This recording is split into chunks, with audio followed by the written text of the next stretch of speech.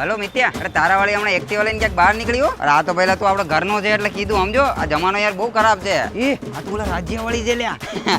દુપટ્ટો બાંધ્યો એને એમ કે હું નહીં ઓળખું. અલ્યા ભાઈ તો હારા ઓળખી જાય લ્યા. એટલે એને ફોન કરવો પડશે. આ તો અહીંયા શું કરે છે? અરે આ તો પરમની ગર્લફ્રેન્ડ છે. ઉપર ફોન કરવા દે. હલો, એટલે પરમ તારા વાળી ટ્યુશન ના બાને કોઈ છોકરા જોડે એક્ટિવા બેહીને ગયો પહેલા? અરે અમે હમણાં જ જોઈ ભાઈ. અરે કર તું ફોન કર, તમ તારે ખોટું બોલતો હોય તો. હું કહેતો તો તું તારા વાળી બહુ લોયલ, કોઈના જોડે જાય ને બીજા કોઈ જોડે કઈ કરે નહીં. અલ્યા ભાઈલા હમણાં ડ્રેસ પહેરીને નીકળી અને મોલના બાથરૂમમાં છે ને ચડ્ડી ટી-શર્ટ પહેરીને બહાર નીકળી ભાઈલા. એટલે આ તો જોયું એટલે ફોન કર્યો. હલો જયલા, તારા વાળી ક્યાં છે? ફોન કરતો એને. અલ્યા આ કોઈ છોકરા જોડે પકોડી ખાઈ જાય એટલે કહું છું. એટલે હાલે અરે હું વિશ્વાસ કેમનો ના આવે ભાઈ? હું ફોટો મોકલું તને. એટલે અમારે સામે આવી ઊભી છે. ઉપર હું તને ફોટો મોકલું.